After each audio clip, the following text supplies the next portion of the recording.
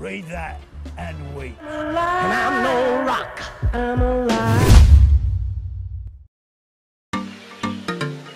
Halo, Tangkurak Squad di seantero jagat raya. Balik lagi dengan kami Santuy Movie yang masih siaga untuk nemenin waktu gabut kalian. Gimana kabarnya? Semoga kalian dan keluarga selalu dan terus dalam kondisi terbaik, oke? Amin. Film perampokan kali ini melibatkan 4 pria tua legend spesialis pencurian yang kembali beraksi karena terhimpit oleh kebutuhan ekonomi. Ya iyalah, masa terhimpit oleh janda sebelah? Aduh. Mereka berhasil menggasak ratusan juta dolar dan berlian terbesar yang langka dalam aksinya di pusat penjualan perhiasan terbesar bernama Hatton Garden. Gimana coba caranya? So, biar semangat, mari kita ucapkan sama-sama secara serentak, oke? 1, 2, 3, apa? Gaskeun, mantap! Dan tanpa banyak cekah pematuk, don't go anywhere. Seperti biasa, jangan lupa ibadah sebelum nonton.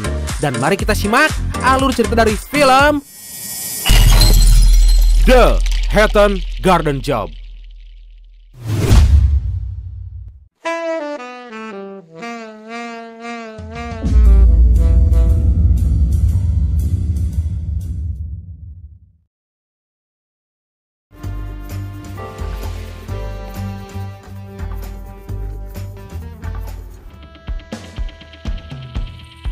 Diceritakan 2 orang spesialis pencurian beraksi dengan membobol sebuah rumah milik seorang bankir. Mereka adalah Judas Jack dan temannya yang gak punya nama, tapi ya kita panggil aja dia John. Mereka berhasil merampok uang dan perhiasan yang bernilai ribuan dolar dengan cara yang klasik, yaitu menggunakan alat-alat yang sederhana.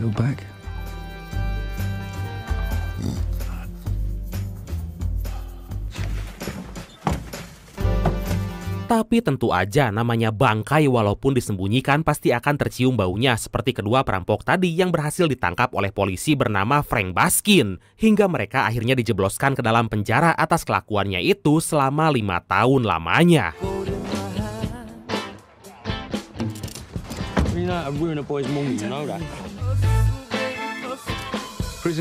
Dalam penjara, John berteman dengan seseorang yang telah lama berkecimpung dalam dunia mafia. Dia adalah Zoltan, si botak berambut panjang yang merupakan anak buah dari bos mafia Hungaria bernama Erzsébet Zlondos. Now his boss was looking for someone to pull a job.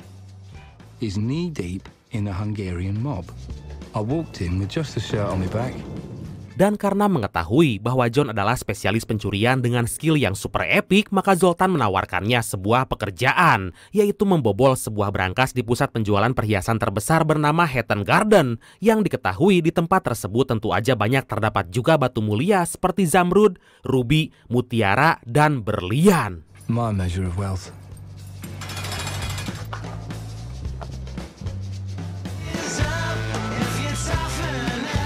Setelah keluar dari penjara, dia langsung bertemu dengan Erzsébet untuk membicarakan aksi pencurian itu. Karena katanya dia punya peta bangunan, kode akses, beserta informasi tambahan lain agar John bisa masuk ke dalam toko tersebut. Dan dia hanya minta 1 deposit box yang berisi berlian bernilai 14 juta pound sterling atau setara dengan, ya kurang lebih 253 miliar rupiah lah. Wow! Keys, alarm codes, that alone a TV survey. And what about beneath the... It's the center of the jewelry industry, always has been.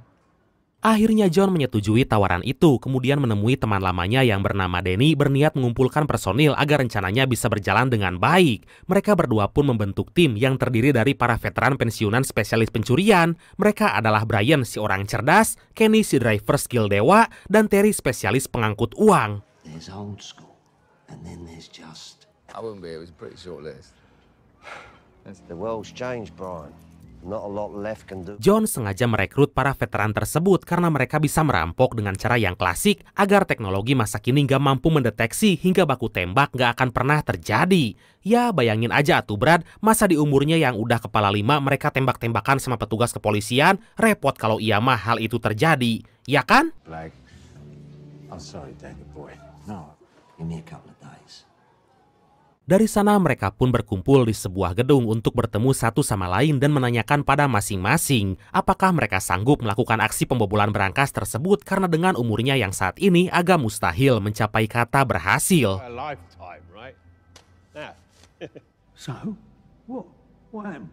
What does he do? We're taking down the Hatton Garden Safe Deposit Vault. Tapi John meyakinkan bahwa semuanya akan berjalan dengan baik karena dia punya fasilitas termasuk peta dan kode akses untuk masuk ke dalam berangkas. Dan target yang mereka incar bukan hanya berlian, melainkan juga uang yang totalnya bisa mencapai 200 juta dolar. Where do we start? Seem quite so bad now, do they, Kenneth? Rough estimate, anywhere between... Sementara itu Judas Jack yang telah menghirup udara segar alias telah keluar dari penjara, dia dihampiri oleh Frank. Karena katanya dia mendengar desas-desus bahwa ada sekumpulan perampok yang lagi merencanakan sesuatu. Diketahui Frank telah pensiun dari kepolisian setelah dia berhasil menjebloskan John ke penjara pada waktu itu. Proper relics. Talking The Walking Dead. I don't think very carefully. This is why I've got no friends, Frank. Kembali pada sekumpulan orang tua tadi, mereka membagi tugasnya masing-masing, yaitu Terry mencatat waktu masuk dan keluar security, Danny membeli perlengkapan seperti gurinda dan bor untuk membobol beton, Kenny mengintai di sekitar toko perhiasan, dan Brian berpura-pura menjadi pemilik salah satu safe deposit box agar bisa mengetahui seluk-beluk ruangan yang akan dijarah.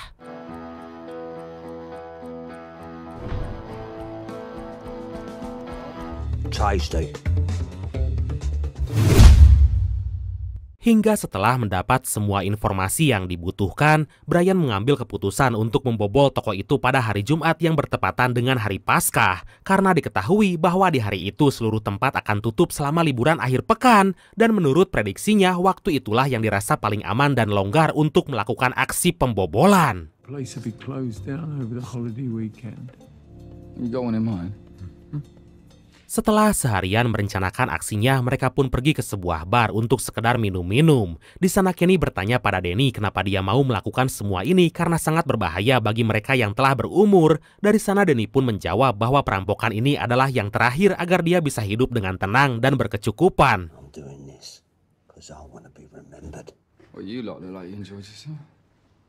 One arm, a Rolex on the other. Merasa telah puas, mereka pulang ke rumahnya masing-masing tapi tidak dengan John yang ternyata dicegat oleh Frank untuk melakukan sebuah perjanjian karena dia telah mengetahui rencana John. Dia hanya menginginkan safe deposit box nomor 175, kemudian setelah itu John bebas berkeliaran kemanapun tanpa pengawasan darinya.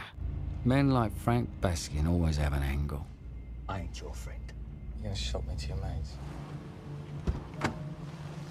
Keesokan harinya, John mendapat kabar buruk bahwa Brian pingsan di rumah karena menderita penyakit jantung dan harus istirahat total. Atas hal itu, mereka pun sempat bingung karena besok adalah hari Jumat dan anaknya nggak mengizinkan jika Brian keluar rumah.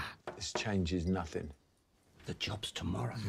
The doctor's given me some pills. Tapi Brian berjanji bahwa dia akan keluar secara diam-diam agar anaknya nggak mengetahui dan teman-temannya cukup menunggu di TKP. Dengan keputusan itu, akhirnya mereka pun segera bersiap untuk melancarkan aksi.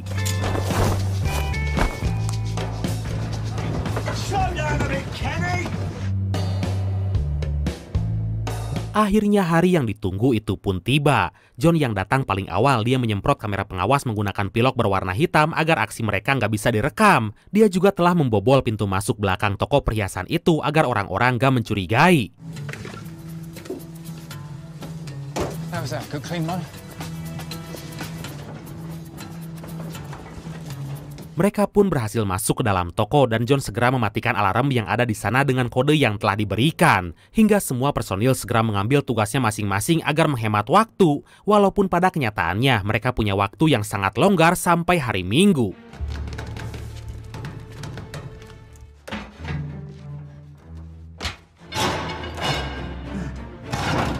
Berkat pengalaman dan skill yang terlatih, ruangan berangkas itu pun telah ditemukan dan rencana selanjutnya yang akan mereka lakukan adalah mengebor dinding beton menggunakan alat yang telah Danny beli dari pasar loak. Karena untuk membuka kunci kombinasi tersebut sangatlah susah dan beresiko bisa mengaktifkan alarm senyap.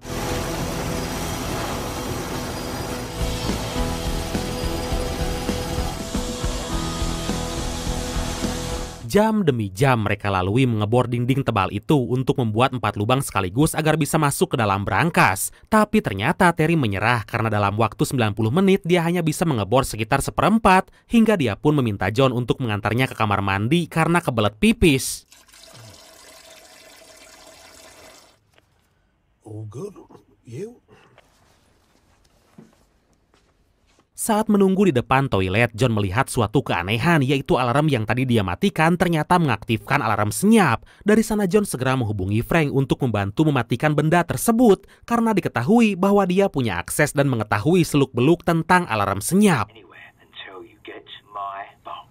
Calm down. Sontak Terry yang mengetahui hal tersebut langsung memberitahu teman-temannya bahwa John telah bekerja sama dengan seorang mantan polisi. Tapi John meyakinkan bahwa masalah itu telah dia atasi dan alarm tersebut telah berhasil dimatikan. Kemudian karena merasa bukan masalah, mereka pun segera melanjutkan pekerjaannya lagi.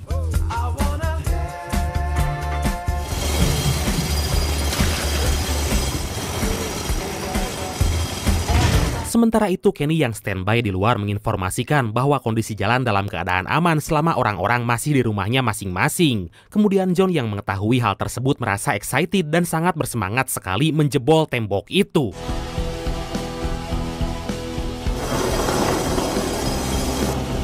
Beberapa waktu kemudian, Kenny terkejut karena security yang bekerja di toko ternyata datang dan melihat keadaan dalam toko. Tapi untungnya dia nggak jadi masuk ke dalam karena istrinya terus menghubungi agar dia cepat pulang. Lemah. You know where I am. I'm on call out. He's gone. Tapi masalah datang lagi saat Brian terus-menerus bekerja tanpa henti hingga membuat jantungnya kambuh. Dan kabel penghubung ke bor tersebut mengalami kerusakan yang cukup parah hingga membuat mesin pendobrak rusak. Hingga John mengambil keputusan untuk membatalkan aksi ini demi menyelamatkan Brian dari kematian. And like that,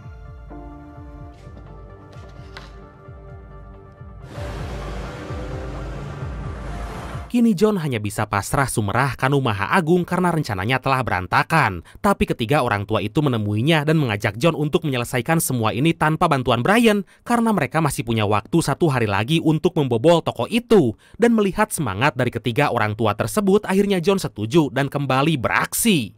Mantap! What else did he say? Here we go. Akhirnya mereka berhasil membuat lubang yang terakhir dan memasukkan alat pendobrak agar lemari yang menghalangi bisa mereka singkirkan. Kemudian John dan Dennis segera menjarah semua yang ada di sana menggunakan alat yang bisa membuka semua kunci.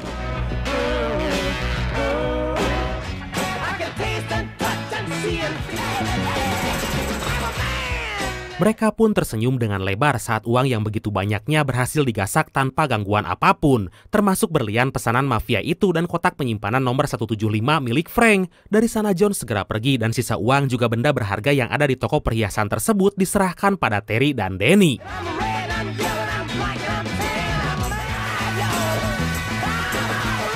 Sebelum John menyerahkan pesanan si mafia juga Frank, dia pun menghubungi Judas dan memberinya sebuah berlian. Tujuannya adalah agar Judas bisa memberitahu Frank bahwa John telah berhasil merampok toko perhiasan dan segera datang menemuinya. Yeah, I guess so.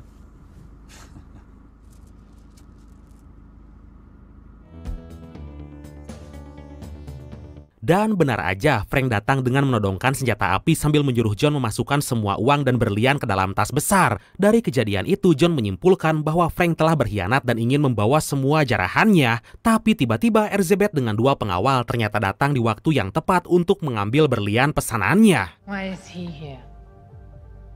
And he said, See what you are ordered to get.